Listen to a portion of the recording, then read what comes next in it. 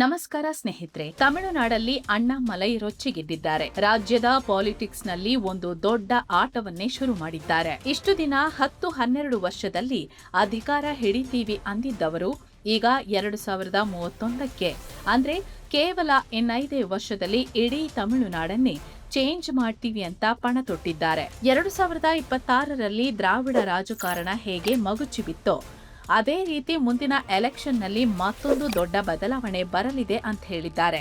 ತಮ್ಮ we the leaders ಸಂಘಟನೆ ರಾಜಕೀಯ ಲೆಕ್ಕಾಚಾರವನ್ನೇ ಚೇಂಜ್ ಮಾಡುತ್ತೆ ಅಂತ ಗುಡುಗಿದ್ದಾರೆ. ನಮ್ದು ಫ್ರೆಂಡ್ಲಿ ಪಾಲಿಟಿಕ್ಸ್ ಅಂದ್ಕೊಂಡೆ, ವಿಜಯ್ ಸರ್ಕಾರಕ್ಕೆ ದೊಡ್ಡ ಚಾಲೆಂಜ್ ಕೊಡ್ತಿದ್ದಾರೆ. ಹಾಗಿದ್ರೆ ಅಣ್ಣಾಮಲೈರ ಈ ಹೊಸ ರಾಜಕೀಯ ಆಟ ಏನು? ತಮಿಳುನಾಡು ಇನ್ನೊಂದು ಬದಲಾವಣೆಗೆ ಸಾಕ್ಷಿಯಾಗತ್ತಾ? ಬನ್ನಿ ಇವತ್ತಿನ ಈ ವಿಡಿಯೋದಲ್ಲಿ ಡೀಟೇಲ್ ಆಗಿ ನೋಡ್ತಾ ಹೋಗೋಣ. ಟಾರ್ಗೆಟ್ ಜೆನ್ ಝಿ ಮಿಷನ್ 2031 ಶುರು. ಸ್ನೇಹಿತರೆ, ಅಣ್ಣಾಮಲೈ ಅವರ ಮೊದಲ ಮತ್ತು ಅತಿ ದೊಡ್ಡ ಟಾರ್ಗೆಟ್ ಜೆನ್ ಝಿಗಳು. ತಮಿಳುನಾಡಿನ ಯುವಕರನ್ನ ತಮ್ಮತ್ತ ಸೆಳೆಯೋಕೆ ಅಣ್ಣಾಮಲೈ ಆಟ ಕಟ್ಟಿದ್ದಾರೆ. 2026ರಲ್ಲಿ ವಿಜಯ್ ಅವರನ್ನ ಗೆಲ್ಲಿಸಿದ್ದು ಇದೇ ಜೆನ್ಜಿ ಮತ್ತು ಯುವ ಪಡೆ ಅನ್ನೋದು ಅಣ್ಣಾಮಲೈಗೆ ಸ್ಪಷ್ಟವಾಗಿ ಗೊತ್ತಿದೆ. ದೇಶದ ರಾಜಕಾರಣವನ್ನ, ಸಮಾಜವನ್ನ ವಿಭಿನ್ನವಾಗಿ ನೋಡುವ ಈ ಯುವಕರೇ ತಮಿಳುನಾಡಿನ ಮುಂದಿನ ಹೊಸ ಶಕ್ತಿ ಅನ್ನೋದು ಅಣ್ಣಾಮಲೈ ಲೆಕ್ಕಾಚಾರ. ಹೀಗಾಗಿಯೇ ಅವರು ತಮ್ಮ ಸಂಘಟನೆಗೆ ಯುವಕರನ್ನೇ ಟಾರ್ಗೆಟ್ ಮಾಡ್ತಿದ್ದಾರೆ. ಸ್ನೇಹಿತರೆ, ಜೂನ್ 5ರಂದು ವಿ ದ ಲೀಡರ್ಸ್ ಸಂಘಟನೆ ಲಾಂಚ್ ಆಯಿತು. ಲಾಂಚ್ ಆದ ಕೇವಲ 10 ಗಂಟೆಯಲ್ಲಿ 1 ಮಿಲಿಯನ್ ಅಂದ್ರೆ 10 ಲಕ್ಷ ಜನ ರಿಜಿಸ್ಟರ್ ಆದ್ರು. ಈಗಾಗಲೇ ಸುಮಾರು 19 ಲಕ್ಷ ಜನ ಈ ಸಂಘಟನೆ ಸೇರಿದ್ದಾರೆ. ಇದರಲ್ಲಿ 54% ಸದಸ್ಯರು 40 ವರ್ಷಕ್ಕಿಂತ ಕಡಿಮೆ ವಯಸ್ಸಿನವರು, ಜೊತೆಗೆ 17% ಮಹಿಳೆಯರಿದ್ದಾರೆ. ಯುವಕರಿಗೆ ಹಳೆ ದ್ರಾವಿಡ ಪಾಲಿಟಿಕ್ಸ್ನ ಉದ್ದುದ್ದ ಭಾಷಣಗಳು ಬೇಕಿಲ್ಲ. ಅವರಿಗೆ ಡೆವಲಪ್ಮೆಂಟ್ ಬೇಕು, ಕ್ಲೀನ್ ಪಾಲಿಟಿಕ್ಸ್ ಬೇಕು. ಇದನ್ನೇ ಅಣ್ಣಾಮಲೈ ಬಂಡವಾಳ ಮಾಡಿಕೊಂಡಿದ್ದಾರೆ.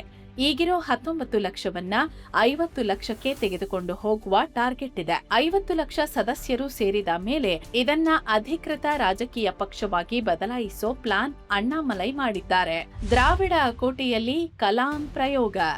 ಯಾವುದೇ ಒಂದು ಹೊಸ ಪಕ್ಷ ಕಟ್ಟಬೇಕು ಅಂದ್ರೆ ಅದಕ್ಕೊಂದು ಐಡಿಯಾಲಜಿ ಅಂದ್ರೆ ಸಿದ್ಧಾಂತ ಬೇಕು. ಇಷ್ಟು ದಿನ ಅಣ್ಣಾಮಲೈ ದ್ರಾವಿಡ ರಾಜಕಾರಣದಲ್ಲಿ ಹಿಂದುತ್ವದ ಅಲೆ ತರೋಕೆ ಮುಂದಾಗಿದ್ರು. ಆದ್ರೆ ಅದು ಅಷ್ಟೊಂದು ದೊಡ್ಡ ಇಂಪ್ಯಾಕ್ಟ್ ಮಾಡಲಿಲ್ಲ. ಈಗ ಹೊಸ ಪ್ರಯೋಗ ಒಂದನ್ನ ಮಾಡೋಕೆ ಅಣ್ಣಾಮಲೈ ಮುಂದಾಗಿದ್ದಾರೆ.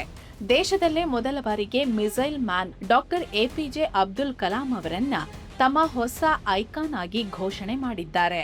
ಇದರ ಭಾಗವಾಗಿಯೇ ಕಳೆದ ವಾರ ಅಬ್ದುಲ್ ಕಲಾಂ ಫ್ಯಾಮಿಲಿಯನ್ನ ಅಣ್ಣಾಮಲೈ ಮೀಟ್ ಮಾಡಿ ಬಂದಿದ್ದಾರೆ. ಸ್ನೇಹಿತರೆ, ಇಲ್ಲಿ ಅಬ್ದುಲ್ ಕಲಾಂ ತಮಿಳುನಾಡಿನ ಪಾಲಿಗೆ ಒಂದು ಬಹುದೊಡ್ಡ ಹೆಸರು. ಆದರೆ ಇಷ್ಟು ವರ್ಷ ಯಾವ ರಾಜಕೀಯ ಪಕ್ಷ ಕೂಡ ಕಲಾಂ ಅವರ ಹೆಸರನ್ನ ವೋಟ್ ಬ್ಯಾಂಕ್ಗಾಗಿ ಬಳಸಿರ್ಲಿಲ್ಲ. ಯಾಕಂದ್ರೆ ಕಲಾಂ ಅವರು ಸಾಂಪ್ರದಾಯಿಕ ರಾಜಕೀಯದ ಚೌಕಟ್ಟಿಗೆ ಸಿಗುವಂತಹ ವ್ಯಕ್ತಿಯಾಗಿರ್ಲಿಲ್ಲ. ಅವರು ಹ್ಯೂಮನಿಸ್ಟ್, ನ್ಯಾಷನಲಿಸ್ಟ್ ಮತ್ತು ಟೆಕ್ನೋಕ್ರಾಟ್. ಅಣ್ಣಾಮಲೈಗೆ ಬೇಕಾಗಿದ್ದೇ ಅಂತಹುದೊಂದು ಕ್ಲೀನ್ ಇಮೇಜ್. ಇಲ್ಲಿ ಅಣ್ಣಾಮಲೈ ಅವರ ಪಾಲಿಟಿಕಲ್ ಪೊಸಿಷನಿಂಗ್ ಬಹಳ ಇಂಟ್ರೆಸ್ಟಿಂಗ್ ಆಗಿದೆ. ಅವರು ತಮಿಳು ಐಡೆಂಟಿಟಿ ಮತ್ತು ಇಂಡಿಯನ್ ನ್ಯಾಷನಲಿಸಂ ಎರಡನ್ನೂ ಒಟ್ಟಿಗೆ ಸೇರಿಸ್ತಿದ್ದಾರೆ. ನಾನು ತಮಿಳನ್ ಅನ್ನೋದಕ್ಕೆ ಹೆಮ್ಮೆ ಇದೆ, ಹಾಗೆ ನಾನು ಭಾರತೀಯ ಅನ್ನೋದಕ್ಕೂ ಅಷ್ಟೇ ಹೆಮ್ಮೆ ಇದೆ. ಇದು ಕಲಾಂ ಅವರ ನಿಲುವಾಗಿತ್ತು. ಇದನ್ನೇ ಈಗ ಅಣ್ಣಾಮಲೈ ಫಾಲೋ ಮಾಡ್ತಿದ್ದಾರೆ. ಚೇಂಜ್ ಆಗುತ್ತಾ ತಮಿಳುನಾಡು ಪಾಲಿಟಿಕ್ಸ್? ಸ್ನೇಹಿತರೆ, ಈಗ ಅಧಿಕಾರಕ್ಕೆ ಬಂದಿರೋ ವಿಜಯ್ ಅವರಿಗೆ ಕೂಡ ಅಣ್ಣಾಮಲೈ ಚಾಲೆಂಜ್ ನೀಡ್ತಿದ್ದಾರೆ. ಅಣ್ಣಾಮಲೈ ವಿಜಯ್ ಅವರನ್ನ ಸುಮ್ಮನೆ ಟೀಕೆ ಮಾಡ್ತಿದ್ದಾರೆ? ಖಂಡಿತ ಇಲ್ಲ. ಇಲ್ಲಿ ಅಣ್ಣಾಮಲೈ ಚಾಣಾಕ್ಷ ನಡೆಯನ್ನ ಫಾಲೋ ಮಾಡ್ತಿದ್ದಾರೆ. ಯಾಕಂದ್ರೆ 1.68 ಕೋಟಿ ಜನರ ಬೆಂಬಲದಿಂದ ವಿಜಯ್ ಅಧಿಕಾರಕ್ಕೆ ಬಂದಿದ್ದಾರೆ. ಅವರ ಕ್ಯಾಬಿನೆಟ್ನಲ್ಲಿ ಬಹುತೇಕರು ಫಸ್ಟ್ ಟೈಮ್ ಎಂಎಲ್ಎಗಳು. ಅಲ್ಲದೆ ಅವರ ವೋಟ್ ಬ್ಯಾಂಕ್ ಯಾರಂದ್ರೆ ಈಗ ಅಣ್ಣಾಮಲೈ ಪಡೆಯೋಕೆ ಹೊರಟಿರೋ ಅದೇ ಯುವಕರು. ಸೊ ಇಲ್ಲಿ ವಿಜಯ್ ಫೇಸ್ ಮಾಡುವಲ್ಲಿ ಅಣ್ಣಾಮಲೈ ಜಾಣ ಹೆಜ್ಜೆ ಇಡ್ತಿದ್ದಾರೆ. ಇಲ್ಲಿ ಅವರು ಹೊಸಬರು, ಆಡಳಿತದಲ್ಲಿ ಸ್ವಲ್ಪ ಎಡವುತ್ತಾರೆ. ಅವರು ಎಡವಿದಾಗ ನಾವು ಅವರನ್ನ ಮೇಲೆತ್ತಬೇಕೇ ಹೊರತು ಕೆಳಗೆ ತಳ್ಳಬಾರದು. ನಾವು ದುರಹಂಕಾರದಿಂದ ಅಧಿಕಾರ ಹಿಡಿಯಲು ಬಂದವರಲ್ಲ ಅಂತ ಹೇಳಿದ್ದಾರೆ. ಅಂದ್ರೆ ಬ್ಲೈಂಡ್ ಆಗಿ ವಿರೋಧ ಮಾಡೋದನ್ನ ಬಿಟ್ಟು ಕನ್ಸ್ಟ್ರಕ್ಟಿವ್ ಅಪೋಸಿಷನ್ ಆಗಿ ಕೆಲಸ ಮಾಡುವ ಸೂಚನೆ ಕೊಟ್ಟಿದ್ದಾರೆ. ಅಲ್ಲದೆ ಇಲ್ಲಿ ಗ್ರೌಂಡ್ ಲೆವೆಲ್ನಿಂದ ಸಂಘಟನೆ ಮಾಡೋದ್ರ ಬಗ್ಗೆ ಹೊಸ ನಿಲುವನ್ನ ಹೊಂದಿದ್ದಾರೆ. ಬರೀ 234 ಎಂಎಲ್ಎಗಳು ಮತ್ತು 39 ಎಂಪಿಗಳನ್ನ ಬದಲಾಯಿಸಿದರೆ ಸಿಸ್ಟಮ್ ಚೇಂಜ್ ಆಗಲ್ಲ. ಪಂಚಾಯತ್ ಮೆಂಬರ್ಸ್ನಿಂದ ಹಿಡಿದು ಕೌನ್ಸಿಲರ್, ಮೇಯರ್ ಸೇರಿದಂತೆ ಗ್ರಾಸ್ ರೂಟ್ ಲೆವೆಲ್ನಲ್ಲಿ 30,000 ಹೊಸ ಲೀಡರ್ಗಳನ್ನ ಸೃಷ್ಟಿ ಮಾಡಬೇಕು. ಇದು ಅಣ್ಣಾಮಲೈ ಅವರ ಬ್ಲೂ ಪ್ರಿಂಟ್. ರಾಜಕೀಯ ವಿಶ್ಲೇಷಕರು ಹೇಳುವ ಪ್ರಕಾರ ಹಿಂದೆ ತಮಿಳುನಾಡಿನಲ್ಲಿ ಎಂಜಿಆರ್ ಮತ್ತು ಕರುಣಾನಿಧಿ ಅವರ ನಡುವೆ 11 ವರ್ಷಗಳ ಕಾಲ ಒಂದು ಪೊಲಿಟಿಕಲ್ ಫೈಟ್ ಇತ್ತು.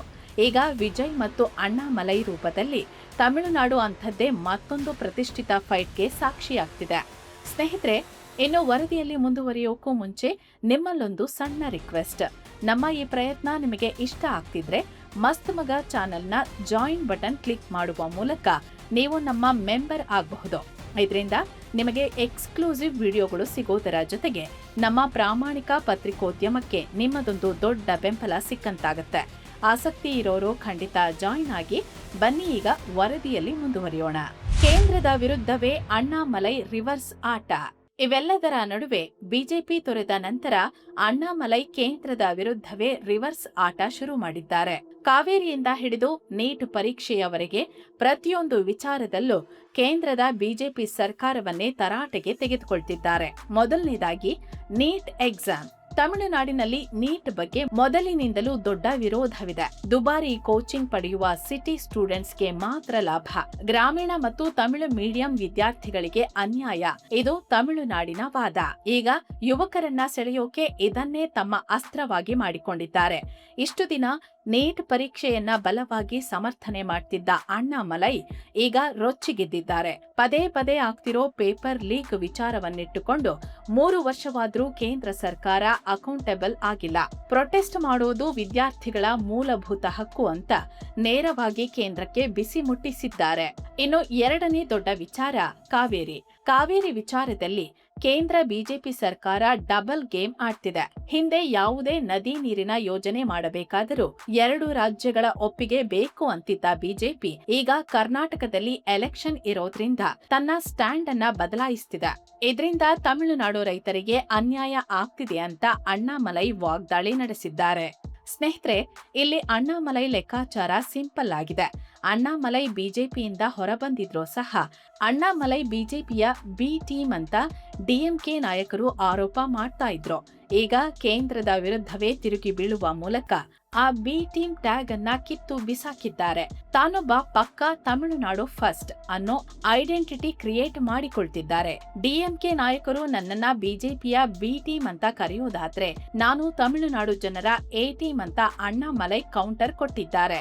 ನಾನು ಯಾರ ಕೈಗೊಂಬೆಯಲ್ಲ, ನಾನು ಯಾರ ಬಿ ಟೀಮ್ ಕೂಡ ಅಲ್ಲ. ಒಂದು ವೇಳೆ ನಾನು ಬಿಜೆಪಿಯ ಹಿಡನ್ ಅಜೆಂಡಾವನ್ನೇ ಜಾರಿಗೆ ತರ್ತಿದ್ದಿದ್ರೆ ಕಾವೇರಿ ಮತ್ತು ನೀಟ್ ಪರೀಕ್ಷೆ ವಿಚಾರದಲ್ಲಿ ಕೇಂದ್ರ ಸರ್ಕಾರದ ವಿರುದ್ಧವೇ ಯಾಕೆ ತಿರುಗಿ ಬೀಳ್ತಿದ್ದೆ ಅನ್ನೋದನ್ನ ತೋರಿಸೋಕೆ ನೋಡ್ತಿದ್ದಾರೆ. ಇಲ್ಲಿ ಇನ್ನೊಂದು ವಿಚಾರ ಅಂದ್ರೆ ತಮಿಳುನಾಡಲ್ಲಿ ಈ ಹಿಂದೆ ಕೂಡ ಅಣ್ಣಾಮಲೈ ಅವರು ದೊಡ್ಡ ಇಂಪ್ಯಾಕ್ಟ್ ಮಾಡಿದ್ರು. ಇವರಿಗೆ ಅನೇಕ ಅಭಿಮಾನಿಗಳಿದ್ರು. ಆದ್ರೆ ಈ ಹಿಂದೆ ಏನಾಗ್ತಿತ್ತು ಅಂದ್ರೆ ಅಣ್ಣಾಮಲೈ ಬಿಜೆಪಿಯಲ್ಲಿ ಇದ್ದಾರೆ ಅನ್ನೋ ಒಂದೇ ಒಂದು ಕಾರಣಕ್ಕೆ ಮುಂದೆ ಬರೋಕೆ ಆಗ್ತಿರ್ಲಿಲ್ಲ. ಸೊ ಈಗ ಅಣ್ಣಾಮಲೈ ತಾನಾಗೆ ಬಿಜೆಪಿಯಿಂದ ಹೊರಬಂದಿದ್ದಾರೆ. ಈಗ ಲೆಕ್ಕಾಚಾರ ಹೇಗೆ ಚೇಂಜ್ ಆಗುತ್ತೆ ಅಂತ ಕಾದು ನೋಡ್ಬೇಕು. ಒಟ್ಟಾರೆ ಪರಿಸ್ಥಿತಿ ನೋಡಿದ್ರೆ ತಮಿಳುನಾಡಿನ ರಾಜಕೀಯ ಈಗ ಕಂಪ್ಲೀಟ್ ಆಗಿ ಬದಲಾಗ್ತಿದೆ. ಒಂದು ಕಡೆ 2026ರ ಎಲೆಕ್ಷನ್ ಮೂಲಕ ದಳಪತಿ ವಿಜಯ್ ಒಂದು ಹೊಸ ಮಾದರಿಯ ರಾಜಕಾರಣ ತಂದ್ರು. ಈಗ ಅದಕ್ಕೆ ಕೌಂಟರ್ ಆಗಿ ಅದೇ ಯುವ ಪಡೆಯನ್ನ ಟಾರ್ಗೆಟ್ ಮಾಡಿ ಅಣ್ಣಾಮಲೈ 2031ರ ಹೊತ್ತಿಗೆ ಮತ್ತೊಂದು ಹೊಸ ಎಕೋಸಿಸ್ಟಮ್ ಸೃಷ್ಟಿ ಮಾಡ್ತಿದ್ದಾರೆ. ಇಷ್ಟು ವರ್ಷ ದ್ರಾವಿಡ ರಾಜಕಾರಣವನ್ನೇ ಉಸಿರಾಡ್ತಿದ್ದ ರಾಜ್ಯದಲ್ಲಿ ಹೊಸ ಪರ್ವಗಳು, ಹೊಸ ಲೆಕ್ಕಾಚಾರಗಳು ಹುಟ್ಟಿಕೊಳ್ತಿವೆ. 2031ರಲ್ಲಿ ಅಣ್ಣಾಮಲೈ ಅವರ ಪ್ಲಾನ್ ವರ್ಕ್ ಆಗುತ್ತೋ ಬಿಡುತ್ತೋ ಅಂತ ಕಾದು ನೋಡ್ಬೇಕು. ಇದರ ಬಗ್ಗೆ ನಿಮಗೇನನ್ಸುತ್ತೆ ಅಂತ ಕಮೆಂಟ್ ಮಾಡಿ ತಿಳಿಸಿ. ಮತ್ತೆ ಭೇಟಿಯಾಗ್ತಿರೋಣ. ನಮಸ್ಕಾರ.